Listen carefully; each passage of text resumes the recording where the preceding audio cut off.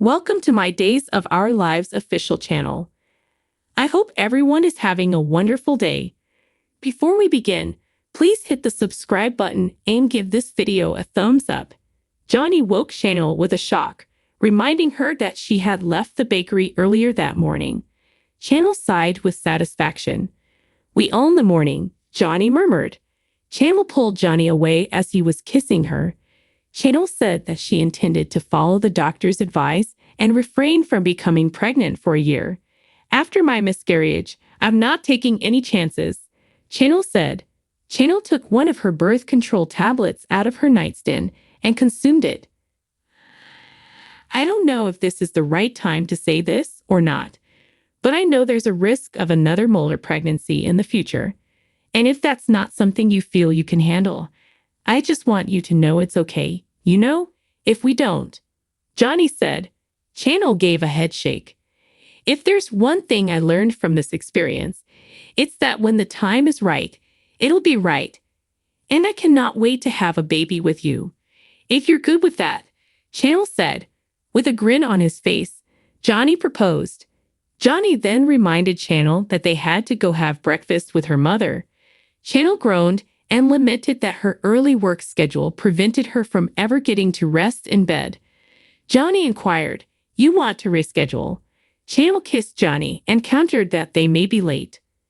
Abby and Kate toasted their new endeavor at the Body and Soul headquarters.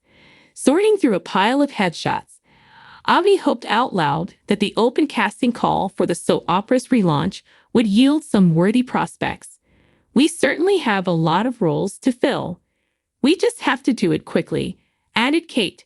Kate pointed out that before the audience moved on, the reboot needed to be made accessible on streaming services. A knock on the door brought a smile to both Abby's and Kate's faces.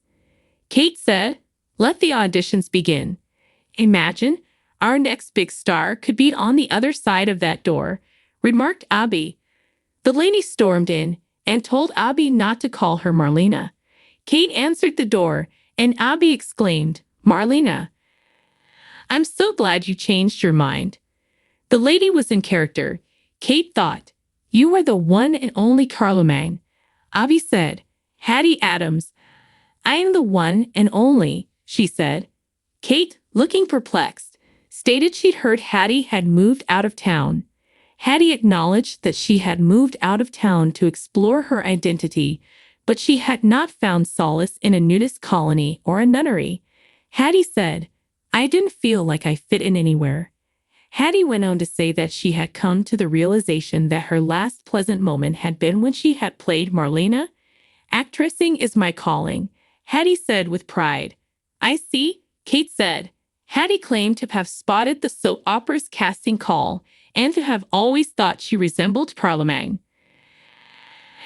"I think we need to pause a moment. Because you may look like Carlomagno, but can you play the part?" said Kate. Hattie retorted, "I played Marlena, didn't I?" Hattie was invited to try out by Kate.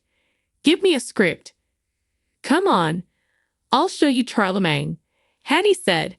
Abby gave Hattie the screenplay sides and told Kate to dress like Lorna for the audition.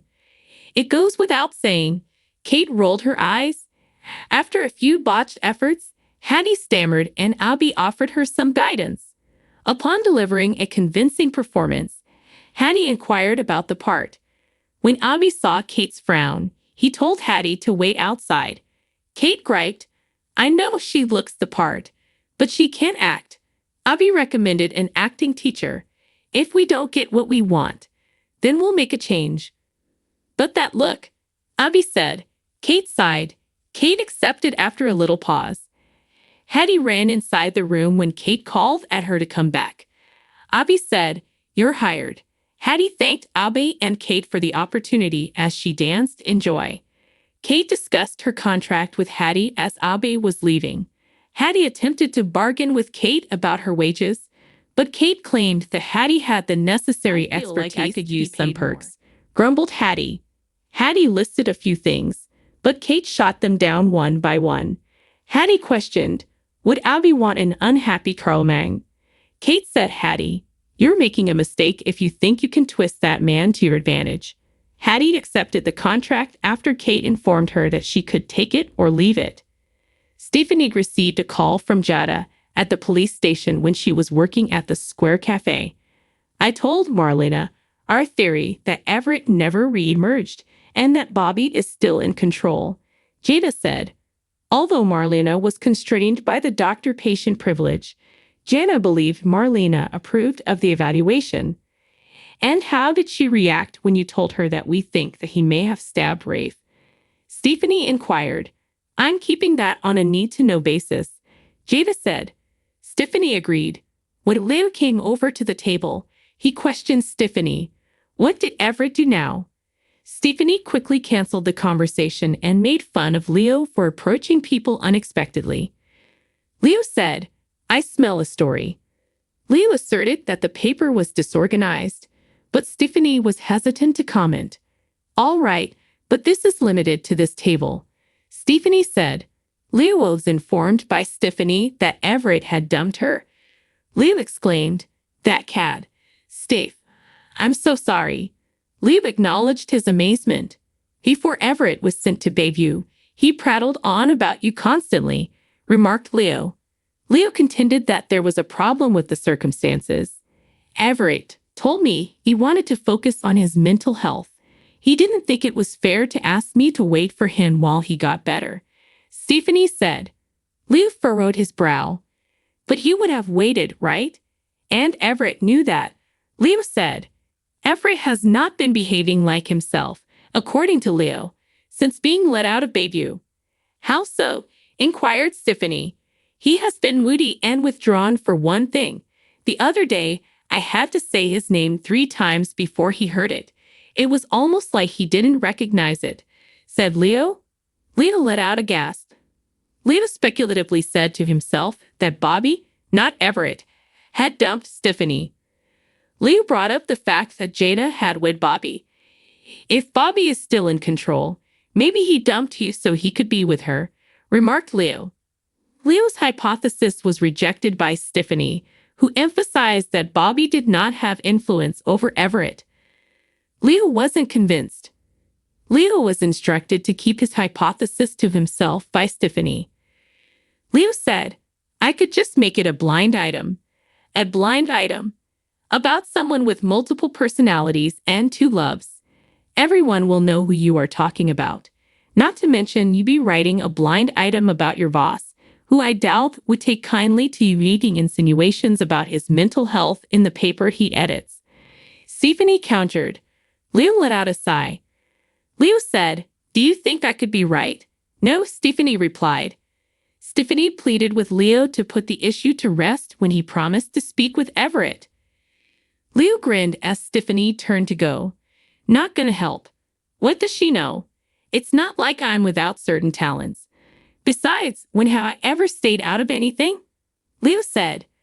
Connie brought Bobby a donut and a cappuccino at the Salem Inn. Bobby quickly ushered Connie into his chamber. Bobby murmured, I thought we agreed we would not be seen together. Bobby informed Connie that he had already disclosed to Jada his knowledge of Lee's killer's true identity. You're begging for someone to catch a glimpse of us and connect the dots, Bobby said. Connie expressed her lack of concern. Bobby questioned, what do you know that I don't? Connie recalled hearing Jada and Stephanie discuss the possibility that Bobby was impersonating Everett and that Bobby had stabbed Rafe. Connie kept what she had seen from Bobby a secret. I got a perfect record. Whenever I commit a crime, I get away with it, stated Connie. Connie said that Bobby had committed the crime of stabbing Rafe, but Bobby had asked her how many crimes she had gotten away with. Thanks for watching. If you liked this video, so please don't forget to subscribe my channel and don't miss any updates.